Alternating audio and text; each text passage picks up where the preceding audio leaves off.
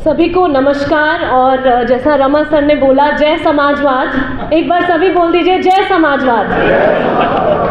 और बहुत बहुत शुक्रिया कि मुझे इस काबिल समझा कि मैं आप सबके सामने दो शब्द रख पाऊँ।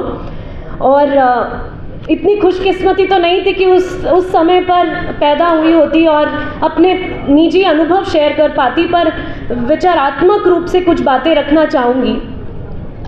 कर्पूरी ठाकुर जी के कार्यकाल और विचारों से जब मेरा परिचय होता है तो मेरे मन में कई सारे शब्द आते हैं। सरलता, सहजता, सादगी, सहनशीलता, संवेदनशीलता, संघर्षशीलता, स्वाभिमान, साहस, सिद्धांतवाद, जिनके मूल्य थे सद्भावना, समता, समानता, सामाजिक न्याय और समाजवाद।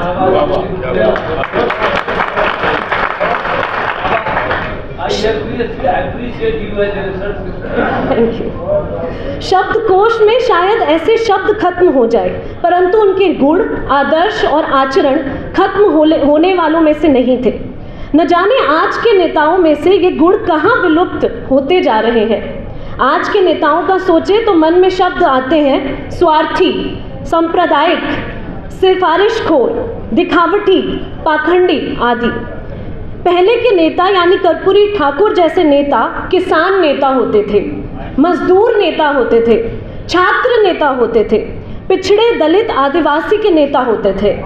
और आज के नेता अक्सर क्रिमिनल नेता, करप्ट नेता, क्रोनी कैपिटलिज्म में विलीन नेता, किसान विरोधी, मजदूर विरोधी, छात्र विरोधी नेता, स्वर्ण के नेता, नफरत और हिंसा फैलाने वाले नेता होने लगे हैं।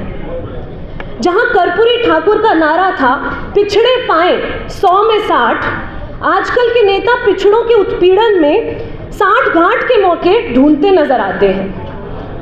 कर्पूरी ठाकुर जी को जननायक कहा जाता था और ये उपाधि सिर्फ चुनाव जीत जाने या मुख्यमंत्री बन जाने से भर नहीं मिल पाती। इसके लिए अपने आदर्शों और मूल्यों के साथ लेकर चलना पड़ता है, वो भी चुनावी भाषणों में ही नहीं बल्कि तब जब सत्ता भी हाथ में हो।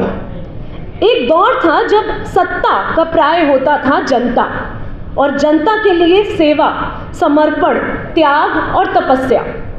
आज के दौर में सत्ता का मतलब धन, संसाधन, जमीन, जंगल, जल, बल, media, data, privacy, identity, institutions, सब पर एक बेरोक नियंत्रण हो गया है। जहां कर्पूरी ठाकुर जी के कुर्ते फटे होने के किस्से सुनते थे, वहीं आज नेताओं के लाखों करोड़ों के चश्मे और लिबास के किस्से सुनने को मिलते हैं। थोड़ा सा समय को पीछे ले जाते हुए कर्पूरी ठाकुर के काम और राजनीति को देखते हैं तो हमें क्या नजर आता है? हमें नजर आता है कि उन्होंने हाशिए पर धकेल दिए गए वर्गों के लिए जोरदार आवाज बुलंद की।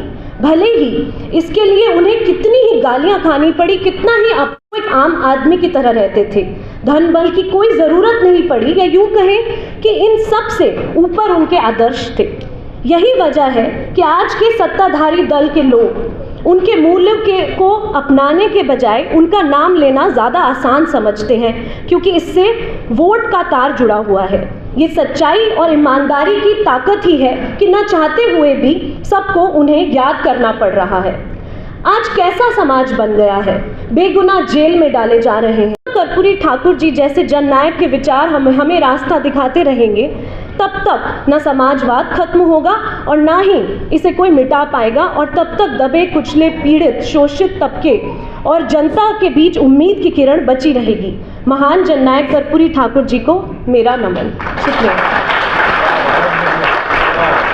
Good introduction to socialism.